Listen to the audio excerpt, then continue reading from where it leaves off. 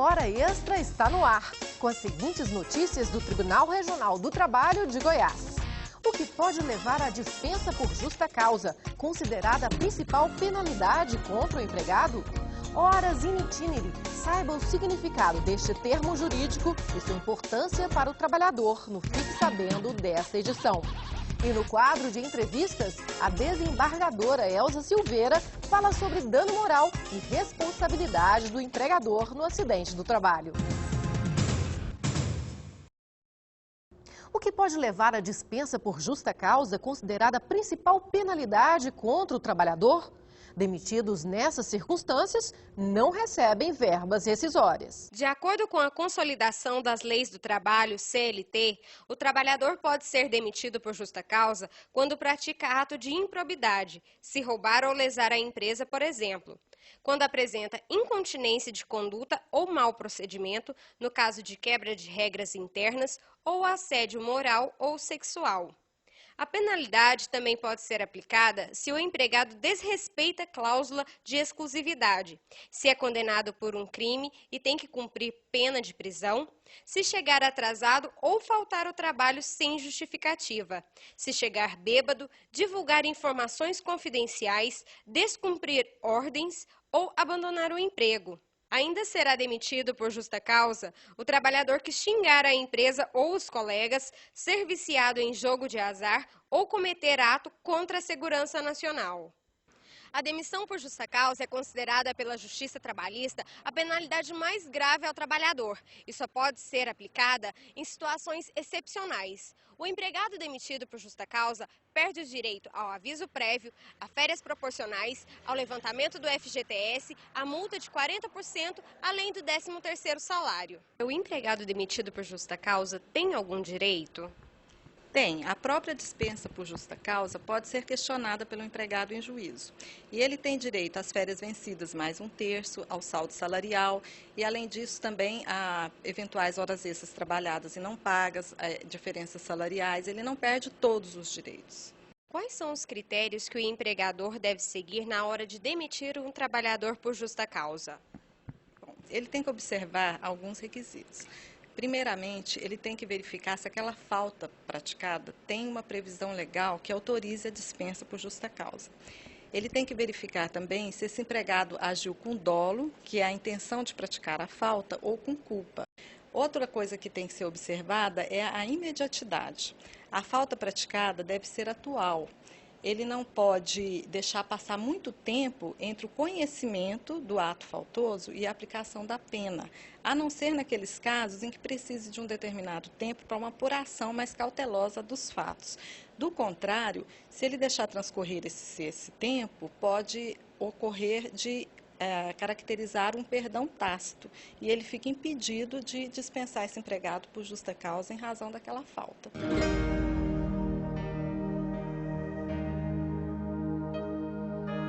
Existem algumas faltas que são tão graves que já quebram de imediato a confiança que o empregador tem que ter no empregado.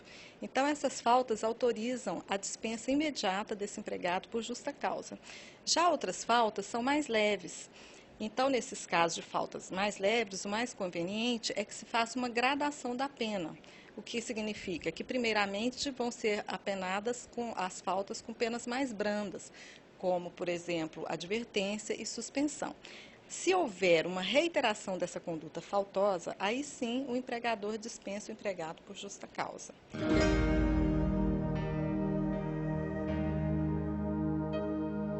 No nosso ordenamento jurídico, não se admite que se puna uma mesma falta 2 vezes. Só pode ser uma pena para cada falta. Então, não pode, por exemplo, o empregado punir com suspensão e depois se arrepender e punir aquela mesma falta com justa causa. Nesta edição, Fique Sabendo vai tratar das chamadas horas in itinere, que correspondem ao tempo gasto pelo trabalhador na ida e volta do trabalho. Em certos casos, esse tempo é computado na jornada de trabalho.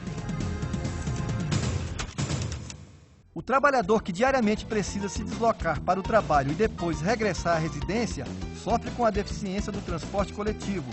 Nas grandes cidades, é comum ele passar horas em trânsito para ir e voltar do emprego. Quando a empresa se torna obrigada a oferecer o transporte por funcionar em local de difícil acesso ou não servido por transporte coletivo público, configura-se a chamada hora in itinere, ou seja, são as horas despendidas pelo trabalhador durante o itinerário de ida e volta do trabalho. A lei considera essas horas como tempo à disposição do empregador e, por isso, devem ser remuneradas como horas de efetivo trabalho. O juiz do trabalho Israel Brasil Adorian analisa algumas situações específicas sobre as horas itinerantes. Acredito que sim. As horas itinerantes é uma das questões que podem ser flexibilizadas na norma coletiva e acredito que o sindicato já está maduro para assumir esse compromisso. Como é que funciona?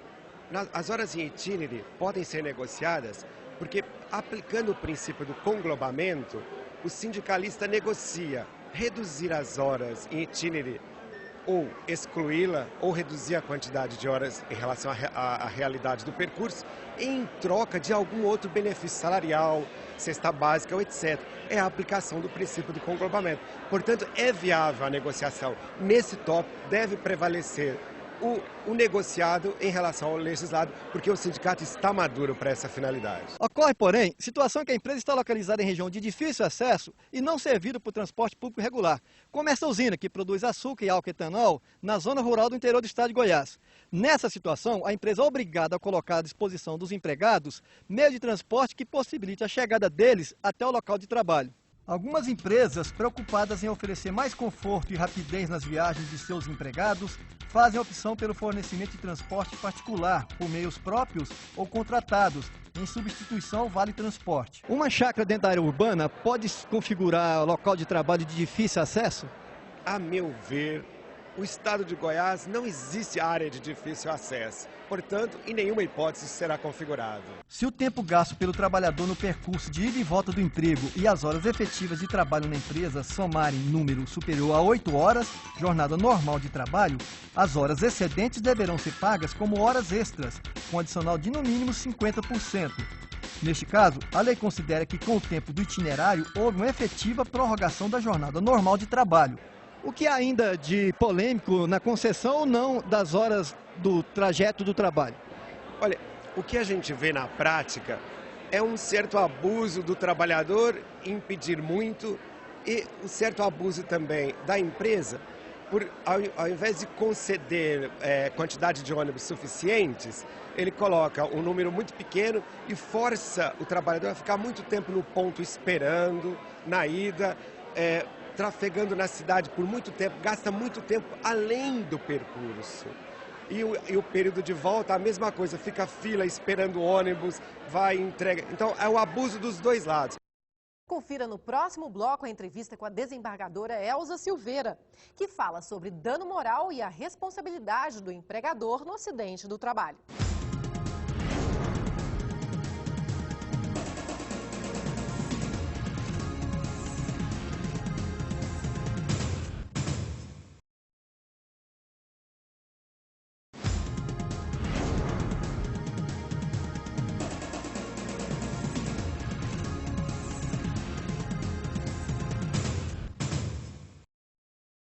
O acidente do trabalho, infelizmente, é um mal que atinge não somente a sociedade brasileira, mas a população mundial. A Organização Internacional do Trabalho divulgou em 2003 dados assustadores que revelaram a ocorrência de 270 milhões de acidentes por ano no mundo, o que representa 740 mil por dia.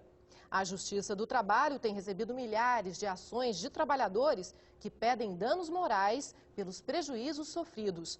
Mas a dor física ou moral pode ser compensada? Sobre o assunto, nós falamos com a desembargadora Elza Silveira, do TRT de Goiás. Muito obrigada, doutora Elza, pela presença da senhora aqui no Hora Extra. Muito obrigada pela oportunidade. Doutora Elza, existe uma discussão muito interessante na Justiça do Trabalho sobre qual seria a dor indenizável. A senhora já se deparou com essa dúvida? O que é feito para o cálculo do dano moral na Justiça do Trabalho? Bom, nós precisamos lembrar sempre que o contrato de trabalho é um contrato sinalagmático perfeito.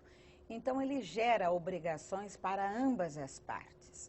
E nós também sabemos que está no artigo 7º da Constituição Federal o direito aos empregados de se aplicarem a eles as normas de segurança, garantindo então ao empregador a segurança do seu trabalhador. Portanto, a dor que nós vamos indenizar é tanto a moral quanto a dor física. Nós vamos indenizar danos morais e danos patrimoniais, sempre de acordo com o princípio da razoabilidade e da proporcionalidade. Doutora Elza, fala-se muito em efeito pedagógico e punitivo da indenização por danos morais. Como chegar a um valor ideal para que o valor da indenização por dano moral não seja tão pequena para a empresa que a estimule a continuar negligenciando aspectos de saúde e integridade física do trabalhador? Bom, o juiz sempre tomará como parâmetro a idade do trabalhador, as sequelas que ocorreram no acidente, a culpa, se houve dolo, se houve uma culpa mais leve, se houve apenas negligência ou se houve imperícia, imprudência. E nós temos que lembrar sempre que esse tipo de culpa deve ser robustamente provado no processo. Apesar de que a gente sempre tem a impressão de que o empregador tem mais aptidão para a prova.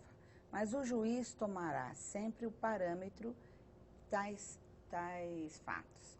Doutora Elza, existe também uma tendência, apesar de pequena, na jurisprudência, acerca da adoção da teoria objetiva, em que o empregador tem que indenizar o trabalhador quando ocorre o acidente, independente de culpa da empresa. O TRT tem adotado essa teoria? Bom, essa teoria ela é muito limitada, só aos casos em que o risco é enorme. Por exemplo, em caso de explosão ou mesmo quanto à rede elétrica, porque são mais comuns os acidentes. Então, há necessidade de maior cuidado. Não é um risco habitual, sabe? Mais constante do que qualquer outro. Então, só nesses casos é que está se aplicando a teoria objetiva. Nos demais casos, nós estamos aplicando a teoria subjetiva, ou seja, nós damos ensejo a que se comprove a culpa. A culpa, evidentemente, do empregador. E nesse caso, quem que tem o ônus da prova seria o empregador ou o empregado? O ônus da prova é do empregado, mas recentemente saiu um voto muito bom do Superior Tribunal de Justiça em que, apesar de ser a responsabilidade subjetiva, foram observados os seguintes fatos, de que ao empregador tem aptidão da prova, ou seja, o empregador é que guarda o documento da manutenção da máquina, é o empregador que guarda o comprovante do empregado, do curso que o empregado fez. Então, são vários fatos que cabe ao empregador provar no processo. Os que defendem a teoria do risco, ou seja, sem a necessidade de comprovar a culpa para indenizar o empregado, eles falam que essa aplicação dessa teoria faria com que os empregadores se tornassem mais eficientes, né, na adoção de medidas para evitar riscos no trabalho. A senhora concorda com isso? Isso é uma certeza, mas isso também seria muito difícil de se adaptar agora ao nosso processo dentro do Estado brasileiro, normalmente com essa dificuldade socioeconômica que nós estamos passando. Doutora Elza, voltando um pouquinho à questão do trabalhador e a prova que ele tem que fazer. Muitas vezes ele é o lado hipossuficiente, não tem condições, às vezes, nem de levar testemunhas, os documentos não estão em suas mãos. O que a Justiça pode fazer nesse caso para ajudar esse trabalhador a comprovar que realmente aconteceu o acidente, que foi falta da empresa? Bom, nesse ponto é que o Superior Tribunal de Justiça alertou com a sua nova jurisprudência acerca da aptidão da prova do empregador. Ou seja, é o empregador que guarda esses documentos. O documento da manutenção da máquina, ou o documento da compra da máquina, o documento de que o empregado foi testado, foi ensinado. E isso é que vai contar no processo. Então, não é que ele vai fazer a prova do fato negativo, não. Ele vai comprovar com os documentos necessários. Mas cabe também ao empregado. Só em último caso, se ele não tiver testemunha, se for um fato isolado em algum lugar, é que há necessidade, então, da empresa manter esses documentos com ela. Doutora Elza, na opinião da senhora, o advogado precisa apontar na petição inicial o valor exato que o reclamante deseja receber a título de danos morais? Mas essa pergunta a senhora responde no próximo bloco. Vamos para um rápido intervalo e voltamos já já.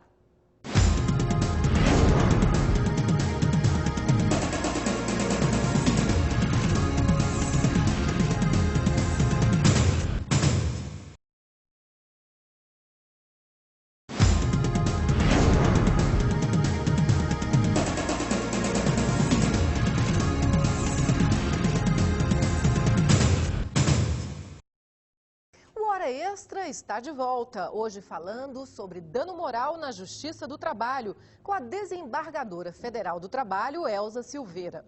Doutora Elza, o advogado precisa apontar na inicial o valor exato que o reclamante pretende receber a título de danos morais?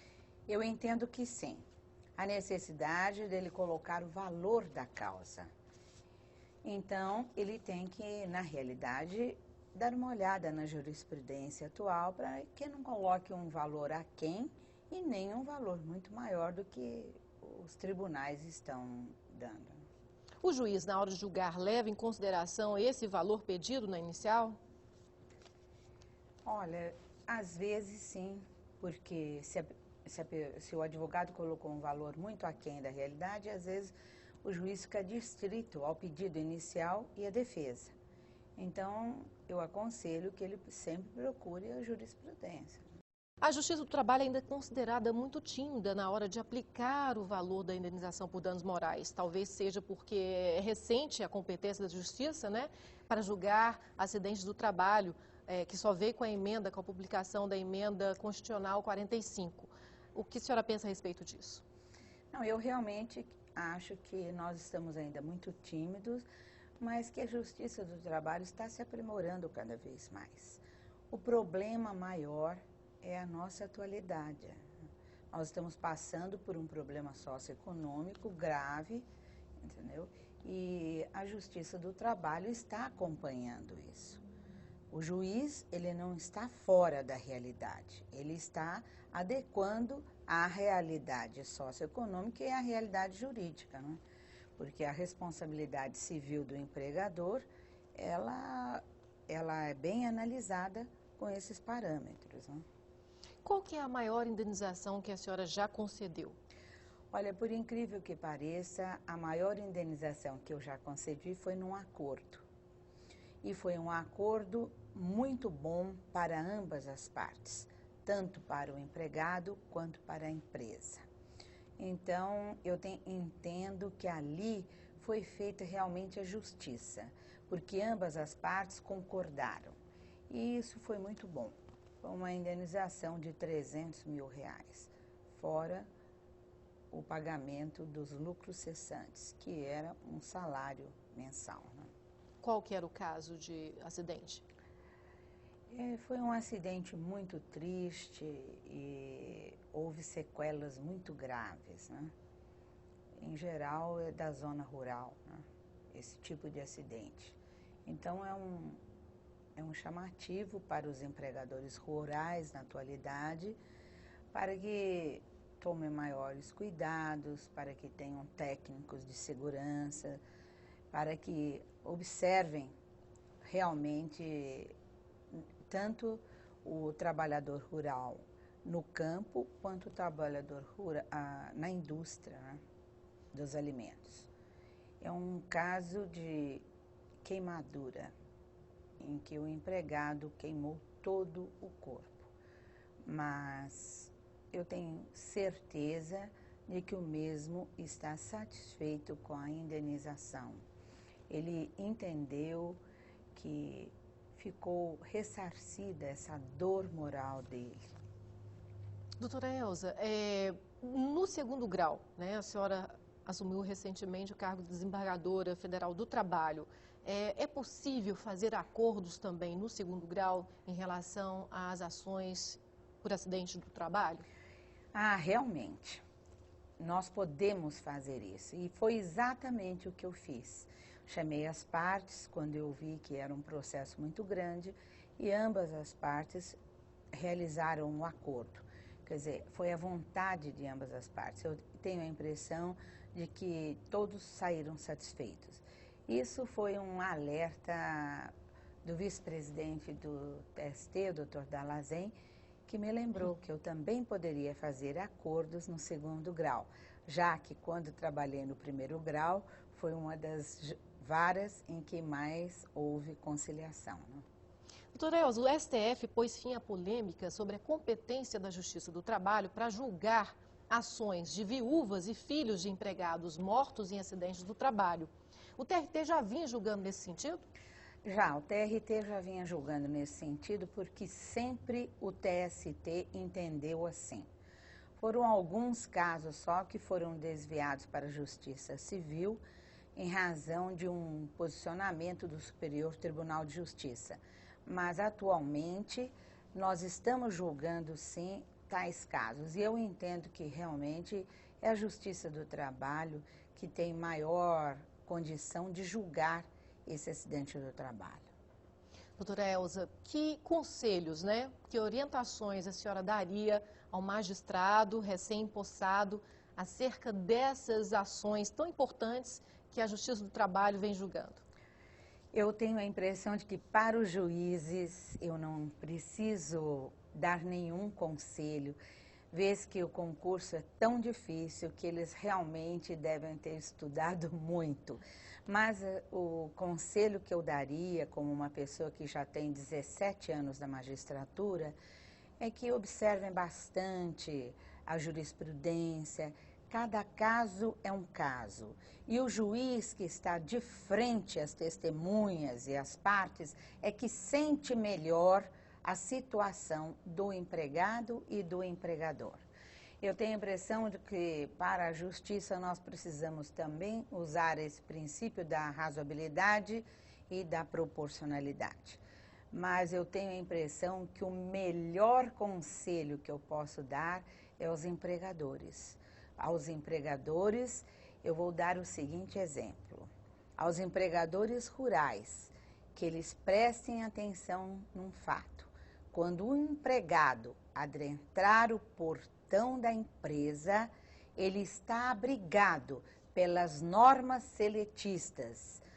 E sempre se lembrar disso, que as normas de segurança estão abrigadas no artigo 7º da Constituição Federal, portanto, são normas imperativas. E ao empregador também industrial e comerciário, para observar melhor tais fatos, pois as responsabilidades são muito grandes quando há omissão ou não. Obrigada, doutora Elza, por mais esta entrevista concedida aqui ao Hora Extra. Obrigada a você por essa nova oportunidade de estarmos juntas. Bom, o Hora Extra termina por aqui. Obrigada por sua atenção e até a próxima edição.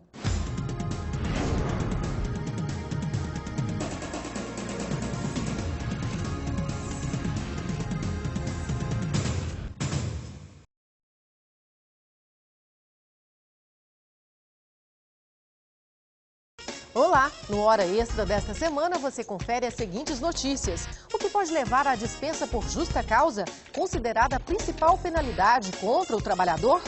Nesta edição, Fique Sabendo vai tratar das chamadas horas in itinere, que correspondem ao tempo gasto pelo empregado na ida e volta do trabalho.